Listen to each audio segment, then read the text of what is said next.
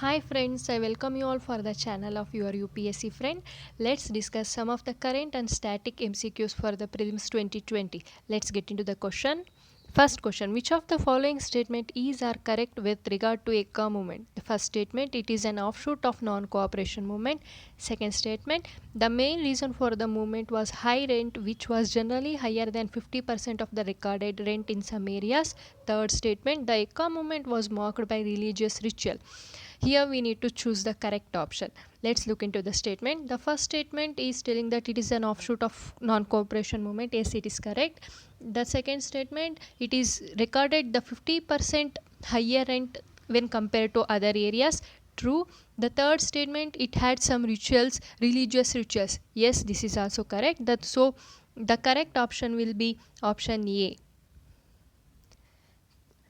Eka movement is also known as unity movement, is a peasant movement. This is very important, which was surfaced in present UP district, and it is an offshoot of non-cooperation movement.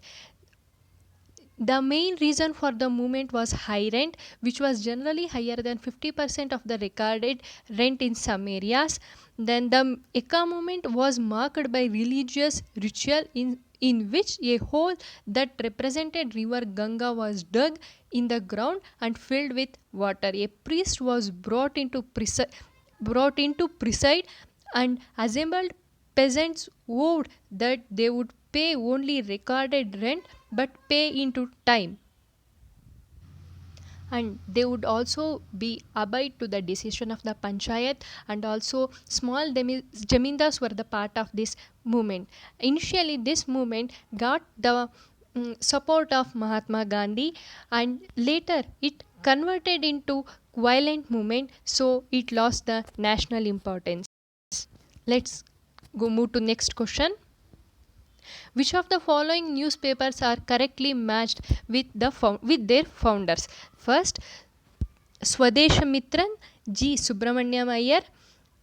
Second, Voice of India, Dadabhai Nauroji. Third, Indian Mirror, N.N. Sen. Which of the following statements are correctly matched? So here Swadeshamitran, G. Subramaniam Iyer, it is correct. Voice of India, Dadabhai Nauroji, Indian Mirror, N.N. Sen. So the option will be D. Many newspapers were brought during the period of 1985 to 1920. Some of them are The Hindu and Swadeshamitran under G. Subramaniam Iyer, The Bengali under Surendranath Banerjee, Voice of India under Dadabhai Nauroji, Amrit Bazar Patrika under Shishir Kumar Ghosh and Motilal Ghosh, Indian Mirror under N.N. Sen, Kesari in Marathi and Maratha in English under Balagangadhar Tilak, Sudharak under Gopala Krishna Gokule, Hindustan and Advocate under G.P. Verma. Next question. Consider the following statement with regard to development of education in the 19th century. First statement, Jonathan Duncan established a madrasa in Calcutta to encourage the study of Muslim laws along with Arabic and Persian languages. Second statement, Vaughan Hastings established a Sanskrit college to promote the study of Hindu laws and philosophy in Banaras. Which of the following statements is or correct? Here actually Jonathan Duncan established the Sanskrit college in Banaras and Vaughan Hastings established the madrasa in Calcutta. Here both the statements are interchanged, so the answer will be D. Okay, the same thing is given here, you can go look into it. Next question. Welby Commission is famous in modern Indian history for which of the following? A. Educational reforms. B. Relations between British Crown and Indian princely states. C. Police reforms. D. Inquiry into the drain of wealth theory. The answer will be D. To inquire into drain of wealth theory. Dadabhai Nauroji, in his famous book of Poverty and Un-British Rule in India, gave the theory of drain of wealth theory. He showed how the wealth of India was drained into British, that is to Britain, through in the forms of salaries, saving, pensions, payment of British troops in India, and profit of British company. So there was a huge pressure on British government to put in a inquiry commission. So they appointed a Welby commission to look into that. So next question. Consider the following statement in the context of Pune Pact. First statement: it is signed by B.R. Ambedkar on behalf of depressed class on September 24, 1930. The Pune Pact abandoned the idea of separate electorate for the depressed classes. Second statement: Dr. B.R. Ambedkar continued to denounce the Pune Pact till 1947. Here we need to choose the correct statement.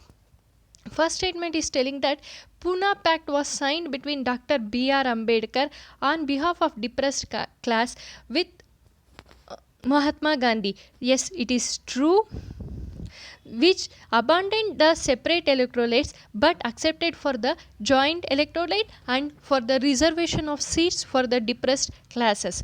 So the first statement is correct. The second statement is telling that Dr. B.R. Ambedkar continued to denounce the Pune Pact till 1947. Yes, this statement is also correct. So the answer will be C. The Pune Pact was signed by Dr. B.R. Ambedkar on behalf of depressed classes on September 24, 1932. The Pune Pact abandoned the idea of separate electorate for the depressed classes, but seats were reserved for depressed classes in both provincial legislature and central legislature. The working committee of All India Scheduled Caste Federation alleged that in the last elections held under the Government of India Act 1935, the system of joint electorate deprived the scheduled castes of the right to send true effective representatives of the legislature. Even Dr. B.R. Ambedkar was feeling the same, so he was abandoning the Pune Pact till 1947. These are the questions for this today. If you like my video, please like, share and subscribe to my channel. Thank you friends. Let's see tomorrow with some few more questions. Thank you.